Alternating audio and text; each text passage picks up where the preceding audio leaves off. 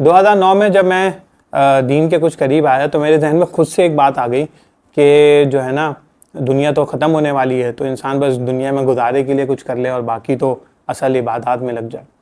और अल्लाह का करना ये हुआ कि मैंने अपनी मस्जिद के मुफ्ती साहब, मुफ्ती शुएब साहब से ये बात डिस्कस कर ली। तो उन्होंने मुझे समझाया कि भाई ये तो आप गलत सोच रहे हैं, क्योंकि जो समंदर के किनारे पे रहते हैं उसे तो सिर्फ मछलियाँ मिलती हैं। हम तो चाहते हैं आप समंदर की गहराइयों में जाएँ और अल्लाह ताला के ख़जानों को ढूंढें।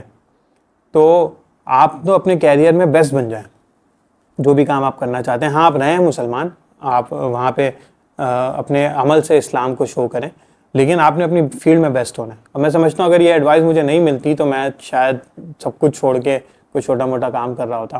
तो अल्लाह का बहुत ज़्यादा करम हुआ, इसलिए मैं ये लोगों को रिकमेंड करता हूँ कि आप जो भी करना चाहते हैं एटलीस्ट मशवरा ज़रूर करें।